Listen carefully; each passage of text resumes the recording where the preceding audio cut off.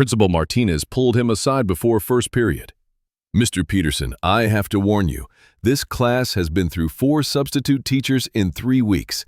They're challenging." The old man smiled, adjusting his reading glasses. "Ma'am, I've handled worse." She wanted to ask what he meant, but the bell rang and he was already walking toward room 237. What she didn't know was that the last time someone had tested Thomas Peterson's authority, it was a Taliban commander in Kandahar, and that hadn't ended well for anyone. Welcome to the Human Stories. Before we continue this powerful story of respect, discipline, and the teacher who changed everything, tell me in the comments from which city in the world are you watching this video today? And if you believe stories like this need to be heard, hit that subscribe button and help us honor those who never stop serving, even in the classroom. Jefferson Middle School sat on the edge of Columbus, Ohio, like a brick fortress that had seen better days. Built in the 1960s, it served the kids from Riverside Heights, a neighborhood where half the parents worked 2 jobs and the other half were looking for work. It wasn't the worst school in the district, but it wasn't winning any awards either. Tom Peterson had been a substitute teacher for 3 years now, ever since his retirement pension from his previous career had proven insufficient for the rising cost of everything. At 62, he should have been fishing at Lake Erie or working in his garden, but life had other plans. His wife Sarah's medical bills weren't going to pay themselves, and substitute teaching paid better than bagging groceries. He parked his 10-year-old Honda Civic in the faculty lot and walked through the front doors carrying a worn leather briefcase that had seen more of the world than most people ever would. The security guard, Marcus Williams, not to be confused with the student Marcus Williams in his upcoming class, nodded respectfully.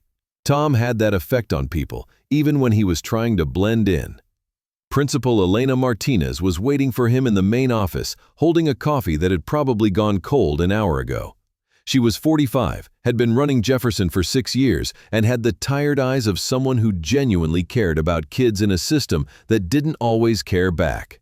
"Mr. Peterson," she said, relief evident in her voice. "Thank God you could make it on short notice." "No problem, ma'am," Tom replied, accepting the substitute teacher folder. "What happened to Mrs. Williams?" "Family emergency. Her father's in the hospital up in Cleveland." Martinez paused, studying Tom's face. "I have to warn you about 8th period, room 237. Well, let's just say they've been through 4 subs in 3 weeks. Tom opened the folder, scanning the lesson plans. 8th grade American History. Revolutionary War Unit. Sounds interesting. "Mr. Peterson," Martinez said, her voice dropping to a more serious tone. "These aren't your typical middle schoolers. Half of them are dealing with stuff at home that would break most adults. The other half are just angry at the world. Their regular teacher, Mrs. Williams, she's been with them since 6th grade. She knows how to handle them. But substitutes..." She gestured toward a wall where Tom noticed several incident reports posted, not for the kids to see, but as reminders for the staff. Property damage, disrespectful behavior. One report about a substitute who'd left in tears. "Ma'am, I've handled worse," Tom said simply, adjusting his reading glasses. Martinez wanted to ask what he meant by that. Tom Peterson looked like somebody's grandfather, gray hair neatly combed, wire-rimmed glasses, wearing khaki pants and a blue button-down shirt that had been pressed, but not perfectly. He drove a Honda, carried a lunch bag, and spoke with the quiet confidence of a man who'd seen enough life to not be impressed by much. But the bell rang, sharp and insistent, and Tom was already walking toward room 237, briefcase in hand, while Martinez watched him go and hoped for the best. Room 237 was at the end of the 8th grade hallway, which was probably not a coincidence. It kept the noise away from the other classes when things got out of hand. Tom arrived 5 minutes before the period started, giving himself time to survey the battlefield. 28 desks arranged in loose rows, a whiteboard that had seen better days, and windows that looked out over the school's small courtyard where kids ate lunch when the weather was good. On the bulletin board, Mrs. Williams had posted student work, essays about American heroes, a timeline of the Boston Tea Party, and pictures from a field trip to the Ohio History Museum. These kids had potential. They had a teacher who cared about them, but they also had something else, a reputation. The first students began filtering in, and Tom could immediately identify the dynamics. There was Jessica Martinez, no relation to the principal, a quiet girl who chose a seat in the front row and pulled out her notebook without being asked. Behind her sat Deshaun Jackson, who nodded politely and whispered, "Good morning, sir," as he passed. But then came the others. Marcus Williams, 6 feet tall and built like he'd been lifting weights since elementary school, sauntered in with his backpack slung over one shoulder and an expression that said he owned the place. Behind him was Tyler Brooks, pale and skinny, with hair that hung in his eyes, followed by Destiny Rodriguez. Tom said nothing. He wrote his name on the whiteboard in clear block letters, M.R. Peterson. Then he turned to face the class as the final bell rang. The noise level in the room was like a construction site. Kids were talking, laughing, 2 of them were throwing wadded-up paper at each other, and someone in the back was playing music from their phone despite the school's clear policy against it. Tom stood at the front of the room and waited. He didn't yell. He didn't threaten detention. He didn't bang on the desk or flicker the lights. He just stood there, hands clasped behind his back, looking at each student with the kind of attention that made them gradually become aware that someone was watching them. The talking died down slowly, like a radio being turned down volume by volume. "Good morning," Tom said when the room was finally quiet. "I'm Mr. Peterson. I'll be your substitute teacher today." Marcus Williams decided to test the waters. "Yeah, so what happened to Mrs. Williams? She finally get tired of dealing with us?" Tom looked at Marcus directly. "Mrs. Williams had a family emergency. She'll be back as soon as she can." "Man, that's what they all say," Tyler Brooks muttered. "Then they disappear, and we get some new sub who don't know nothing about nothing." Tom nodded thoughtfully. "You're right. Most substitutes don't know much about you. They don't know your names, your stories, or what you're capable of, but I'm going to learn." The room was quiet now, but it was a suspicious quiet. These kids had heard promises before. "Today we're supposed to continue your unit on the Revolutionary War," Tom continued. "But before we do that, I want to know something. How many of you think those colonial soldiers were troublemakers?" A few hands went up hesitantly. "How many of you think they were disrespectful to authority?" More hands. "How many of you think they were just a bunch of kids who didn't want to follow the rules?" Now most of the class had their hands up, including Marcus Williams, who was grinning like he'd just figured out the game. "Good," Tom said, "because you're absolutely right." Tom pulled down the historical map of colonial America that Mrs. Williams had mounted above the whiteboard. The average continental soldier was 18 years old. Some were as young as 16. They came from families that didn't have much money, from neighborhoods where life was hard, and they were fighting against the most powerful military in the world. He pointed to Boston on the map. The Boston Tea Party? That was vandalism, pure and simple. A bunch of young men dressed up like Native Americans and destroyed private property worth millions in today's money. Destiny Rodriguez looked up from her phone. "For real?" "For real. And you know what the British called them? Troublemakers, rebels, kids who didn't respect authority." Tom paused, making eye contact with several students. "Sound familiar?" "For real. And you know what the British called them? Troublemakers, rebels, kids who didn't respect authority." Tom paused, making eye contact with several students. "Sound familiar?" Marcus Williams leaned back in his chair.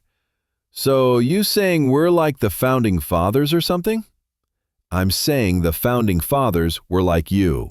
Young, angry, frustrated with a system that didn't seem to care about them. The difference was what they chose to do with that anger." Tom walked to the whiteboard and wrote, Discipline equals freedom. The Continental Army started out as a disaster. Soldiers wouldn't follow orders, wouldn't clean their equipment, wouldn't show up for duty. They were losing every battle. "So what changed?" asked Jessica Martinez, who had been taking notes. They learned discipline. Not because someone forced them to, but because they realized that discipline was the only way to win their freedom. Tyler Brooks snorted. "That's easy for you to say. You don't know what it's like being our age." Tom stopped writing and turned around slowly. "You're right, Tyler. I don't know what it's like being your age today. But I do know what it's like being young and angry, and feeling like the whole world is against you." Something in his tone made the entire class look up. "I know what it's like having adults tell you what to do when they don't understand your situation. I know what it's like feeling like you're fighting a war that nobody else understands." Marcus Williams sat up straighter. "How would you know that?" Tom looked at him for a long moment. Then he rolled up his left sleeve, revealing a tattoo that most of the students couldn't quite make out from their seats, but those in the front row could see clearly. An eagle, globe, and anchor, the symbol of the United States Marine Corps. "Because I've been there." The room went dead silent. These kids had seen plenty of tattoos. Half their older siblings and cousins had them. But there was something different about this one. It wasn't decorative, it wasn't flashy, it was faded, like it had been there for decades, and it was positioned where most people would never see it unless he chose to show them. Marcus Williams was the first to speak. "You were in the military?" "Marines," Tom said simply, rolling his sleeve back down. 24 years.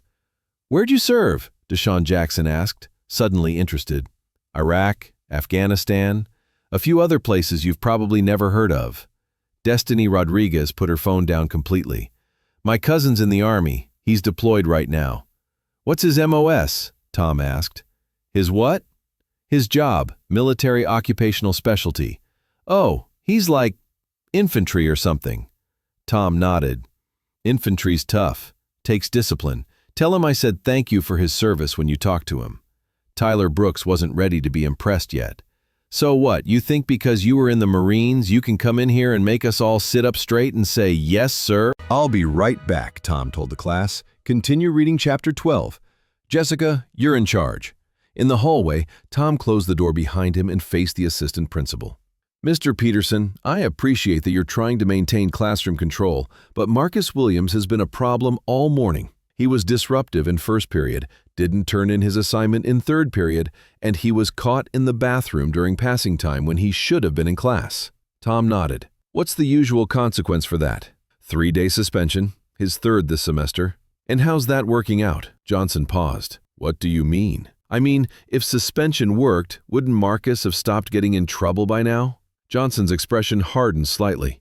"Mr. Peterson, I understand you're new here, but we have procedures." "Mr. Johnson," Tom interrupted gently, "I'm not questioning your procedures. I'm asking for an opportunity to try something different with Marcus. Just for today."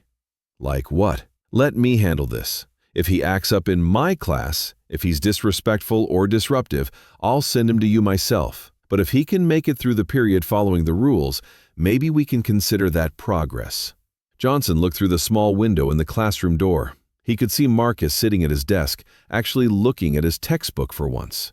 "You've been a substitute for what, 3 years? You really think you can turn around a kid that his regular teachers have been struggling with since 6th grade? Tom met his gaze steadily. "I think Marcus is testing to see if anyone believes he's capable of more than just getting in trouble, and I think he deserves someone to believe in him."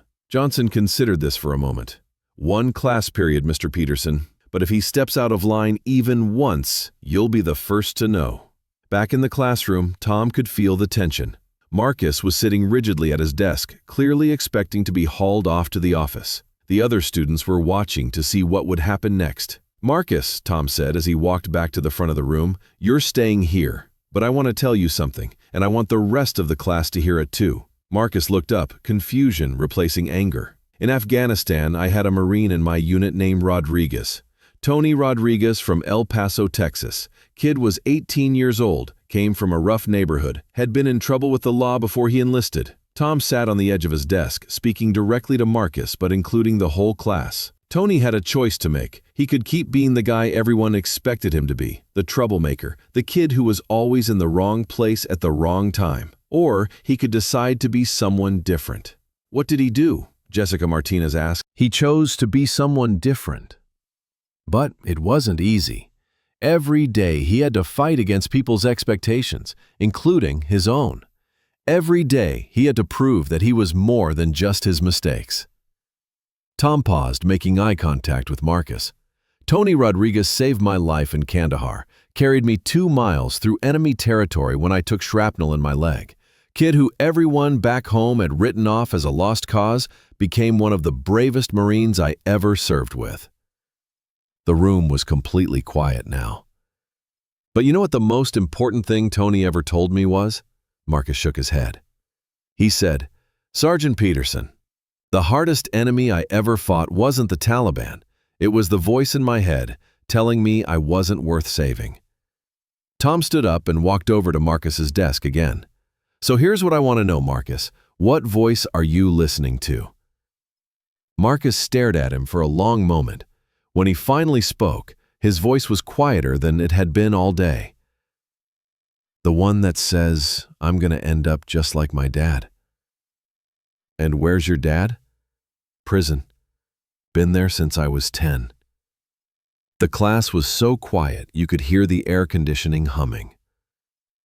"Marcus," Tom said gently, "that voice is lying to you. You want to know how I know?" Marcus nodded. "Because you're here, in school, when you could have just quit. Because you asked that question about the Founding Fathers like you actually cared about the answer. Because when Mr. Johnson came to get you, you didn't mouth off or storm out. You waited to see what would happen." Tom pulled up a chair next to Marcus's desk again. "That's not the behavior of someone who's destined to fail. That's the behavior of someone who's fighting for something better." For the next 20 minutes, something magical happened in room 237. The kids who had broken 4 substitute teachers actually started engaging with the lesson. They asked questions about the Revolutionary War, drew connections between the colonial soldiers and their own lives, and began to understand that rebellion and revolution weren't the same thing. Tyler Brooks raised his hand. "Mr. Peterson, you said those soldiers learned discipline. How?" "Same way anyone learns discipline, Tyler. By practicing it every day, even when they didn't feel like it, especially when they didn't feel like it." Destiny Rodriguez looked up from her notes. "But what if you mess up? Like, what if you try to be better but you still make mistakes?" Tom smiled. "Destiny, do you think those Continental soldiers won every battle? No? They lost more battles than they won, but they kept fighting because they knew the goal was bigger than any single defeat." Deshaun Jackson raised his hand. "What happened to that Marine, Rodriguez?" Tom's expression grew more serious. "Tony finished his tour, came home, used the GI Bill to go to college. He's a teacher now, actually. High school. For real. Sends me a Christmas card every year with pictures of his students. Kids who remind me a lot of you." The period was almost over, but nobody was packing up their bags or checking the clock. These kids were actually engaged, actually thinking. "Mr. Peterson," Jessica Martinez said, "are you going to be our sub again?" "I don't know, Jessica. That's up to Principal Martinez, and when Mrs. Williams comes back. But if you could," Marcus said, "would you want to?" Tom looked around the room at 28 faces that an hour ago had been hostile and disengaged. Now they were looking at him with something he hadn't seen when he walked in. Respect. Not because he'd demanded it, but because he'd earned it. "Yeah, Marcus, I would." The next morning, Tom got a call at 6:30 a.m. It was Principal Martinez, and she sounded stressed. "Mr. Peterson, I know this is short notice, but can you come in today? Mrs. Williams is staying with her father for another few days. And frankly, you're the only substitute these kids didn't completely terrorize." "Of course, ma'am. What time do you need me?" "School starts at 8:15, but could you be here by 7:45? I want to brief you on something that happened yesterday after you left." Tom arrived at Jefferson Middle School to find 3 police cars in the parking lot and a small crowd of parents gathered near the front entrance. Principal Martinez met him at the door, looking like she'd been up all night. "What's going on?" Tom asked. "There was an incident yesterday evening. Someone broke into the school and vandalized several classrooms. Graffiti, damaged property, the works." Tom followed her down the hallway, past classrooms where janitors were still cleaning up spray paint and broken glass. "Do they know who did it?" Martinez paused outside room 237. "The police have a pretty good idea. Security cameras caught 3 figures, but the footage isn't clear enough for positive identification. However," she opened the door to his classroom. It was untouched. Not a single desk had been moved, not a mark on the walls. Even Mrs. Williams's bulletin board displays were exactly as they'd been the day before. "Interesting," Tom said. "Mr. Peterson, I have to ask you something, and I need you to be completely honest with me." Tom nodded. "Do you think any of your students from 8th period were involved in this?" Tom looked around the pristine classroom, then back at Martinez. "Principal Martinez, with all due respect, that's the wrong question." "What do you mean?" "The question isn't whether any of my students were involved. The question is whether any of my students chose not to be involved." It was a challenge, and everyone in the room knew it. The kind of moment that had broken the previous 4 substitute teachers. Tyler was testing to see if Tom was all talk or if he'd actually stand up to being questioned. Tom looked at Tyler for a moment, then walked over to his desk. But he didn't get confrontational. Instead, he pulled up a chair and sat down next to Tyler's desk, putting himself at the student's eye level. "Tyler, can I ask you something?" Tyler shrugged, suddenly less comfortable now that the teacher was right next to him. "What's the longest you've ever stuck with something that was really hard?" "What do you mean?" "I mean, what's something you wanted to quit but you kept going anyway?" Tyler thought about it. "I don't know. Video games, I guess." "What game?" "Call of Duty? I was trying to get to prestige level." Tom nodded seriously. "How long did that take?" "Like 3 months. It was stupid hard." "But you didn't quit." "Nah, I mean, I wanted to sometimes, but you stuck with it because you wanted to see what you could accomplish." Tyler nodded, not sure where this was going. "That's discipline, Tyler. That's exactly what discipline is. It's not about saying yes, sir, or sitting up straight. It's about sticking with something even when it's hard because you want to see what you're capable of." Tom stood up and addressed the whole class. That's what those Continental soldiers figured out. Not that they had to follow orders because someone told them to, but that discipline was the tool they needed to get what they wanted, their freedom. Marcus Williams raised his hand. "So, what does that have to do with us?" "Everything," Tom said. "Because right now, you're all fighting for your freedom too. Freedom from this neighborhood. Freedom from low expectations. Freedom to choose your own future. And discipline is still the only tool that works." 20 minutes into the period, just as Tom was starting to feel like he was making progress, the door opened and Assistant Principal Johnson walked in. Robert Johnson was a big man, former college football player who'd gone into education, and he had the look of someone who'd been dealing with disciplinary problems all morning. "Mr. Peterson," he said, his voice carrying the weight of administrative authority, "I need to speak with Marcus Williams." Marcus immediately tensed up. "I didn't do nothing." "Language, Mr. Williams," Johnson replied. "You need to come with me now." Tom could see the dynamic shifting in the room. Whatever progress he'd made was about to evaporate as Marcus got pulled into the same cycle that had probably been repeating itself for years. The kid would get suspended, fall behind in his work, come back angry, and the pattern would continue. "Mr. Johnson," Tom said respectfully, "could I have a word with you in the hallway?" Johnson looked surprised. Most substitute teachers were happy to have problem students removed from their classrooms. At 10:30 a.m., Principal Martinez called an emergency assembly. The entire 8th grade was packed into the gymnasium, along with teachers, staff, and several police officers. The mood was tense.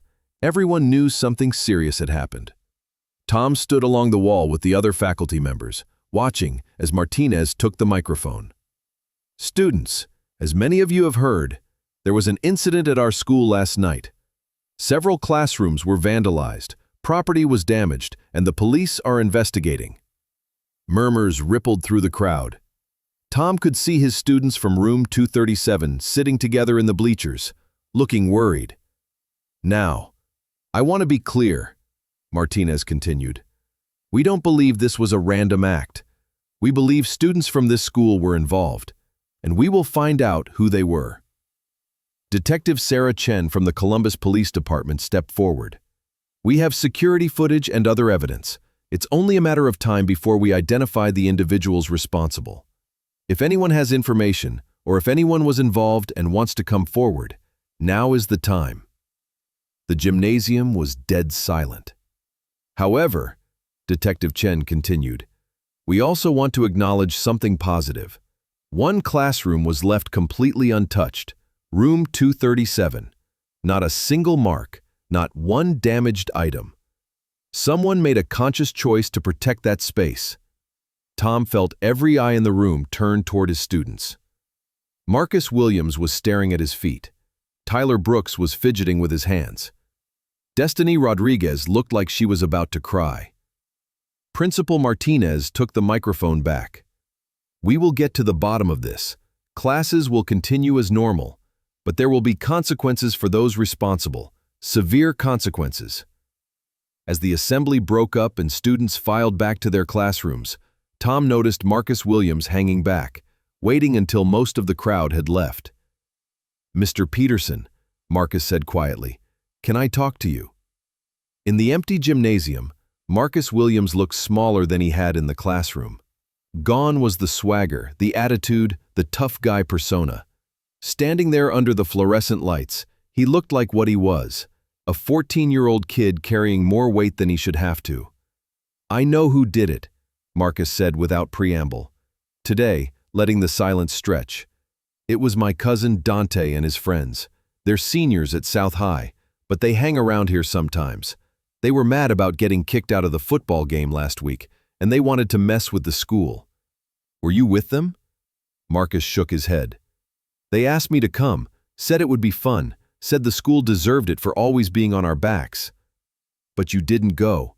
No, sir. Why not? Marcus looked up at Tom, and there were tears in his eyes. Because of what you said, about that Marine, Rodriguez, about choosing who you want to be.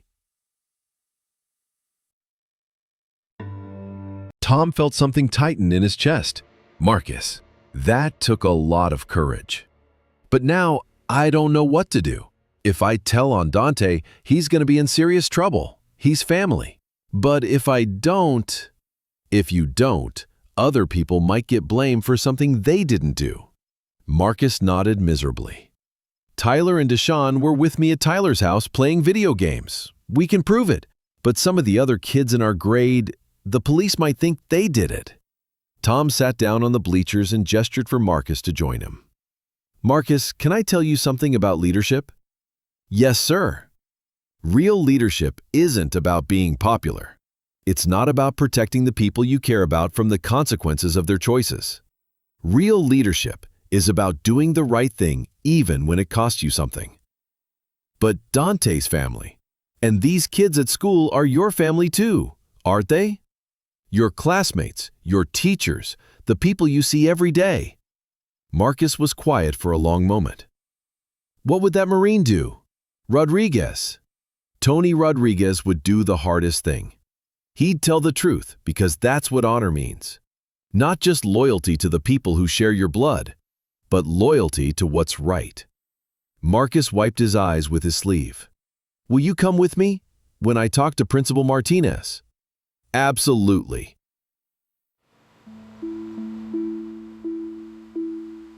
Principal Martinez's office felt smaller with 3 people in it, especially when one of those people was Marcus Williams, confessing to knowledge of a crime. Tom sat next to Marcus, not speaking but providing a steady presence as the 8th grader told his story. I want to be clear, Marcus, Martinez said when he finished.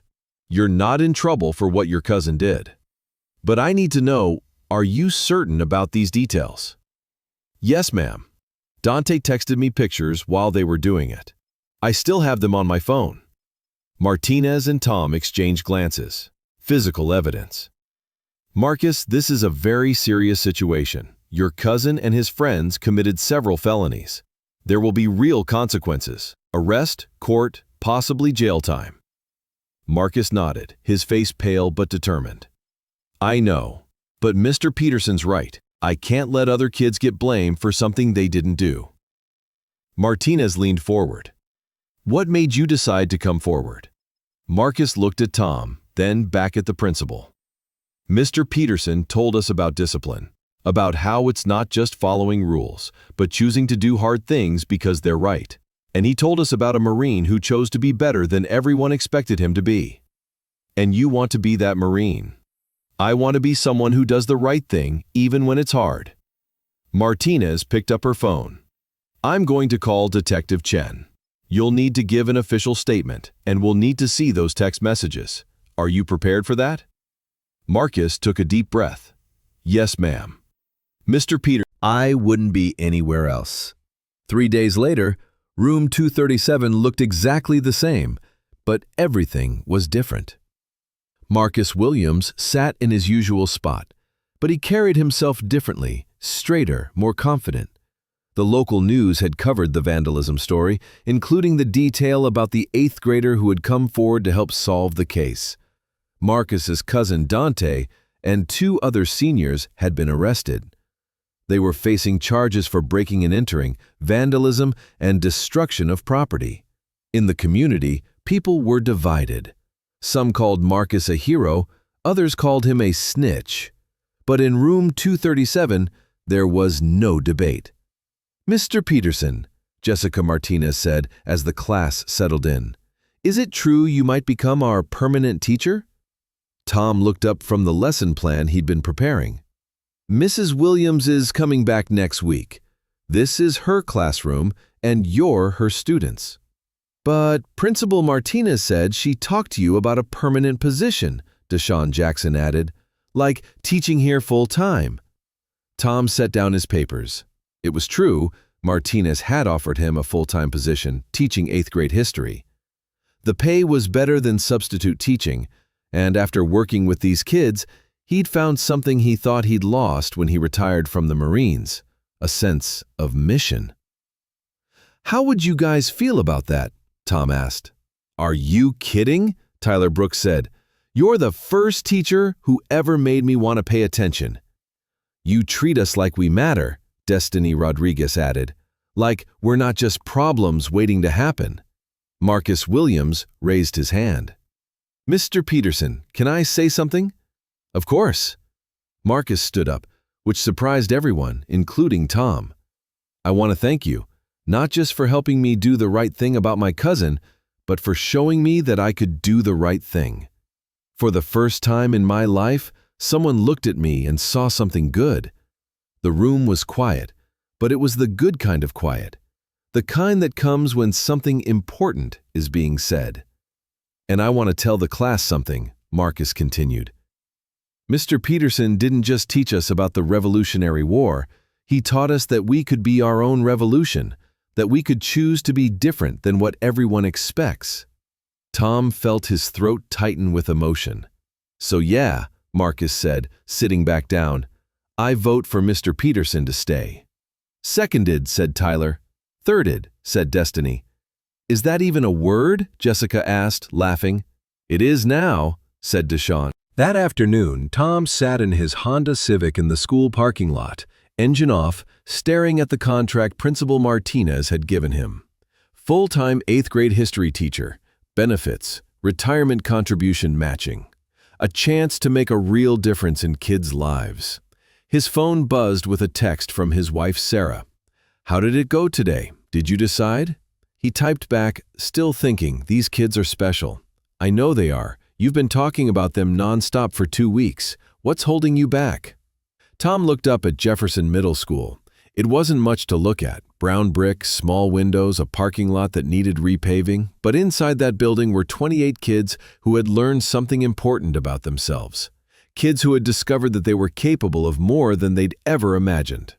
His phone buzzed again, this time with a call. The caller ID said Rodriguez Tony from El Paso. "Tony?" Tom answered. "How are you, Marine?" "Doing good, Sergeant. Hey, I heard through the grapevine that you're thinking about teaching full-time. That true?" Tom laughed. "News travels fast. Yeah, I'm considering it. Can I tell you something? Teaching is the hardest thing I've ever done. Harder than Afghanistan, harder than anything. But it's also the most important. Why's that? Because every day you get the chance to be the adult you needed when you were a kid. Every day you get to show some young person that they matter, that they're capable of greatness, that someone believes in them." Tom watched as students walked out of the building, heading to buses and cars. He saw Marcus Williams walking with Tyler Brooks and Deshaun Jackson, all three of them laughing about something. Normal 8th grade kids being normal 8th grade kids. "Tony, can I ask you something?" "Shoot. Do you ever regret it? Choosing to be a teacher instead of something that pays better?" Tony was quiet for a moment. "Sergeant, last month I got a letter from a kid I taught 5 years ago. He's in college now, studying engineering. He wrote to tell me that he almost dropped out of high school, but he remembered something I told his class about not giving up when things get hard." Tom could hear the emotion in Tony's voice. That kid is going to be an engineer because a teacher believed in him. How do you put a price on that? After Tom hung up, he sat in the parking lot for another 10 minutes, watching the school buses pull away. Then he picked up his phone and called Principal Martinez. "Ma'am, it's Tom Peterson, about that contract." Room 237 looked completely different in March than it had in September. The bulletin boards were covered with student projects about American heroes, not just the famous ones from textbooks, but local heroes, family members who'd served, and even some of the students' own stories of overcoming challenges. Tom Peterson, now Mr. Peterson, permanent 8th grade history teacher, stood at the front of his classroom watching his students work on their final projects for the semester. They were creating presentations about moments in history when ordinary people had to choose between what was easy and what was right. Marcus Williams was working on a presentation about the Tuskegee Airmen. 6 months ago, he couldn't sit still for 10 minutes. Now he was researching primary sources and asking thoughtful questions about segregation and courage. Tyler Brooks had chosen to research conscientious objectors during World War II, young men who'd refused to fight but had served as medics and ambulance drivers, often in more dangerous positions than regular soldiers. Tyler's own struggle with authority had given him a unique perspective on the complexity of moral courage. Destiny Rodriguez was presenting on the women who'd worked in factories during World War II, women who'd taken jobs traditionally held by men and had proven they were capable of far more than society expected. She'd connected it to her own goal of becoming the first person in her family to attend college. "Mr. Peterson," Jessica Martinez called from her desk, "can you help me with this quote? I'm writing about Ruby Bridges, and she said something about forgiveness that I don't understand." Tom walked over to Jessica's desk, but as he did, he noticed Marcus had stopped working and was staring out the window. Marcus had been doing well. His grades were up. He hadn't been in trouble since the vandalism incident, and he'd even joined the school's peer mediation program. But Tom recognized the look on his face. "Marcus, you okay?" Marcus shook his head. "My cousin Dante got sentenced yesterday, 2 years in juvenile detention." The classroom got quiet. Everyone knew about Marcus's decision to come forward, and while most supported him, it had cost him. Some family members weren't speaking to him. Some kids in the neighborhood called him a snitch. "How are you feeling about that?" Tom asked. "I don't know. Sad, I guess. But also—" Marcus paused, searching for the right words, "also like I did the right thing." "Does that make me a bad person?" Tom pulled up a chair next to Marcus's desk, the same move he'd made on that first day as a substitute teacher. "Marcus, can I tell you about the hardest decision I ever had to make?"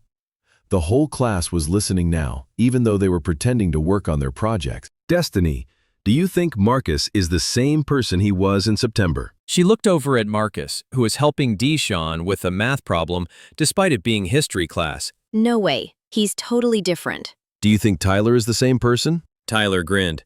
I hope not. September Tyler was kind of a pain in the butt. The class laughed. "Then you've already passed the test that matters most. You've proven that you can grow, that you can change, that you can choose to be better than you were." Jessica Martinez raised her hand. Mr. Peterson, are you nervous about the test scores? Tom thought about it honestly. A little. Not because I'm worried about you guys, but because I want the world to see what I see when I look at this class. What do you see? Marcus asked. I see kids who've learned that discipline equals freedom. I see young people who understand that respect is earned, not demanded. I see the future leaders of this community. The room was quiet, but it was the good kind of quiet again. So yes, do your best on the tests, but remember that no test score will ever measure what's most important about you, your character, your growth, and your potential. In Afghanistan, my unit was working with a local translator named Ahmad. Good man, had a family, was risking his life to help us. But we found out that his brother was passing information to the Taliban.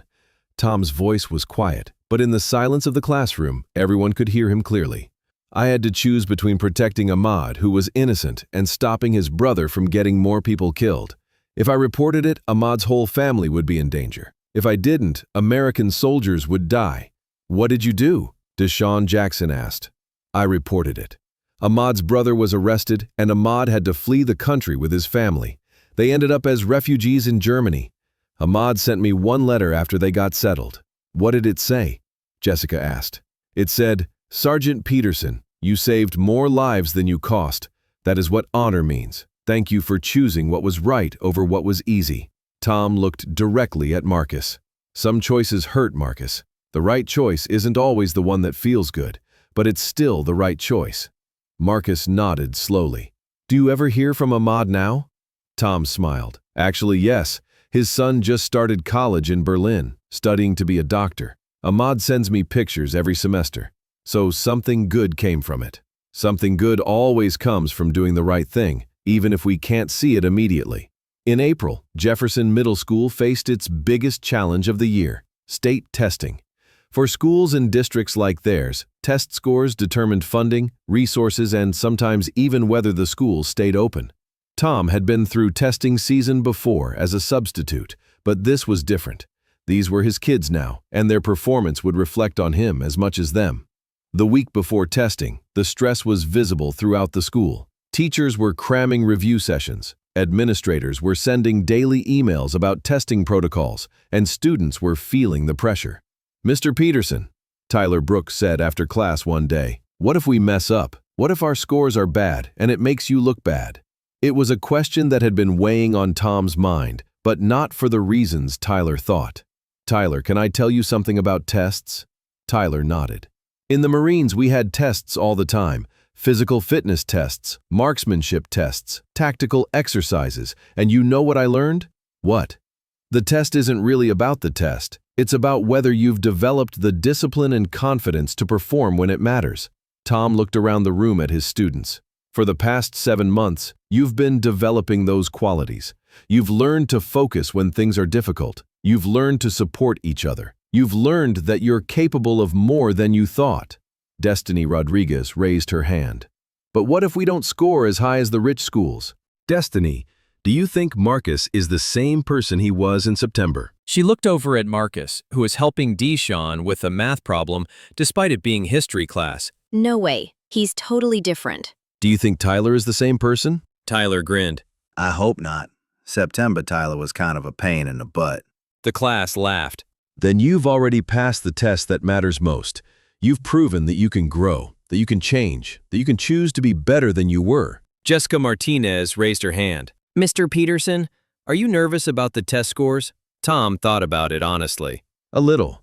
Not because I'm worried about you guys, but because I want the world to see what I see when I look at this class.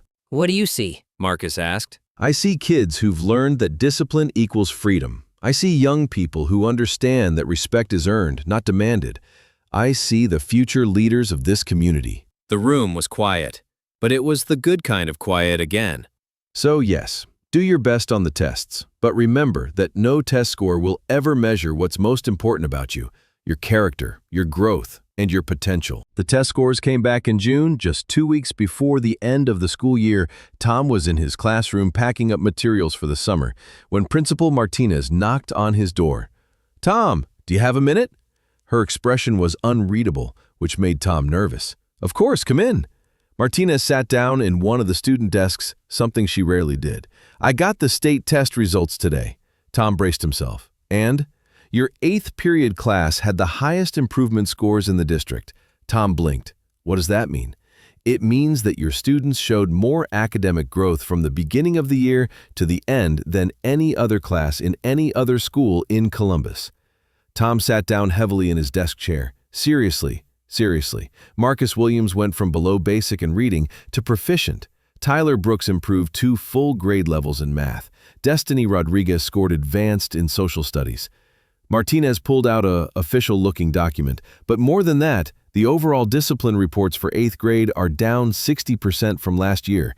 Suspension rates are down. Parent engagement is up. She paused, smiling. "Tom, I've been in education for 20 years. I've never seen a turnaround like this." "It wasn't just me," Tom said. "These kids were ready to succeed. They just needed someone to believe in them." "Maybe. But belief isn't enough if you don't know how to channel it. You taught them discipline, respect, and responsibility. But more than that, you taught them that they were worth the effort." Tom thought about that first day as a substitute teacher, standing in front of 28 hostile faces, not knowing if he'd make it through the period. "What happens now?" he asked. "Now? Now other schools in the district want to know what you're doing. The superintendent wants to meet with you about developing a district-wide mentorship program for at-risk students. And I want to offer you department chair for social studies."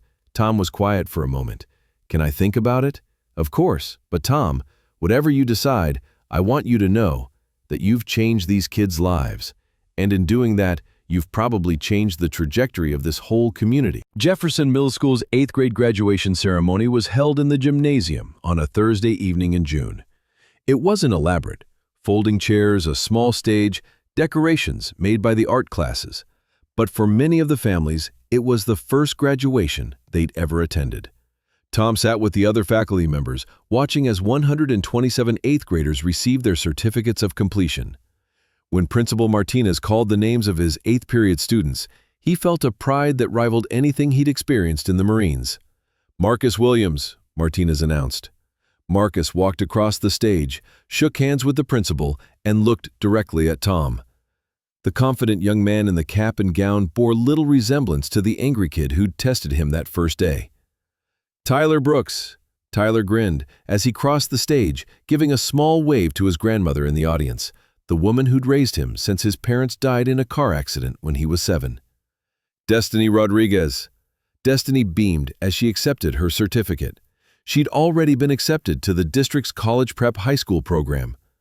"Jessica Martinez." Jessica's parents were crying in the audience. She would be the first in her family to attend high school. After the ceremony, families gathered in the hallway for pictures and goodbyes. Tom was collecting his things when Marcus Williams approached with an older woman Tom had never met. "Mr. Peterson," Marcus said, "I want you to meet my mom." Angela Williams was a small woman who looked older than her years, but she had Marcus's eyes and his determined expression. "Mr. Peterson," she said, extending her hand, "I can't thank you enough for what you've done for my son." "Ma'am, Marcus did the work. I just provided some guidance." "No, sir," Angela said firmly. "Marcus has been in trouble since he was in elementary school. Every year, same problems, same phone calls from the principal. This year was different. This year, he came home talking about discipline and respect and making good choices." She paused, tears in her eyes. "Marcus told me about your Marine friend, Rodriguez, about how you helped him understand that he could choose to be better than people expected. That story changed my son's life." Tom felt his throat tighten. "How is Marcus doing now? I mean, with everything that happened with his cousin." "It was hard at first," Angela admitted. "Some family members were angry. But you know what Marcus told me?" "What?" "He said, 'Mom, Mr. Peterson taught me that real family protects each other by doing what's right, not by covering up what's wrong. That boy understands honor now in a way I never could have taught him." Marcus stepped forward. "Mr. Peterson, I have something for you." 3 months later, Tom was in his classroom preparing for the new school year when he received a letter forwarded from the school district. The returned address was unfamiliar. El Paso Independent School District, El Paso, Texas. Inside was a handwritten letter on official school letterhead. "Dear Sergeant Peterson, My name is Maria Santos. I'm a ninth grade student at Jefferson High School in El Paso. My teacher, Mr. Rodriguez, told our class about you and asked us to write letters to teachers who have made a difference. Mr. Rodriguez said you were his sergeant in Afghanistan and that you taught him about discipline and honor. He said you helped him become the teacher he is today. He also said you're teaching now too, and that you're still helping kids the way you helped him. I wanted to tell you about my teacher because I think you would be proud of him. Mr. Rodriguez is the best teacher in our school. He's tough but fair, and he never gives up on any of us. He tells us that we can choose to be better than what people expect, and he shows us how to do it. Last month, my friend Carlos was going to drop out of school to get a job because his family needs money. Mr. Rodriguez didn't just tell him to stay in school. He helped Carlos find a part-time job that works with his class schedule, and he's tutoring him for free so he can catch up on the classes he was failing. Mr. Rodriguez says that's what Marines do for each other, and teachers do for students. He says you taught him that leadership is about serving others, not being served. I'm writing to say thank you for helping Mr. Rodriguez become the teacher who helped me. Because of him, I'm going to be the first person in my family to go to college. I want to be a teacher too someday, and maybe I can help kids the way he helped me, and the way you helped him. Mr. Rodriguez says that good influence spreads like ripples in a pond. You influenced him, he influenced me, and someday I'll influence my students. He calls it the chain of service. Thank you for being a link in that chain. Respectfully, Maria Santos. P.S. Mr. Rodriguez wants me to tell you that he got promoted to department chair this year, and he's starting a mentorship program for at-risk students. He's calling it the Peterson Protocol, because it's based on what you taught him about discipline and respect. Tom read the letter 3 times before he could see clearly enough to fold it and put it in his desk drawer, next to the challenge coin from his students. That evening, he called Tony Rodriguez. Tony, I got a letter from one of your students today. Maria Santos. She's special. Reminds me of some of the kids you've been telling me about. Tony, she said you're calling your new program the Peterson Protocol. Tony laughed. Don't let it go to your head, Sergeant. It's just a fancy name for what you taught me. That discipline and respect aren't about controlling people. They're about helping people control themselves. I'm proud of you, Marine. Right back at you. Hey, I have an idea. What would you think about our schools doing some kind of exchange program? Maybe some of your kids could video chat with some of mine, share stories about overcoming challenges. Tom thought about Marcus, Tyler, Destiny, and Jessica, now high school freshmen who still stopped by his classroom to tell him about their successes and struggles. I think that's an outstanding idea, Tony.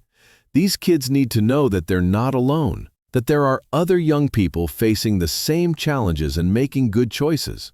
Plus, Tony added, they need to see that their stories matter, that their choices to be better than expected can inspire other kids to make the same choice.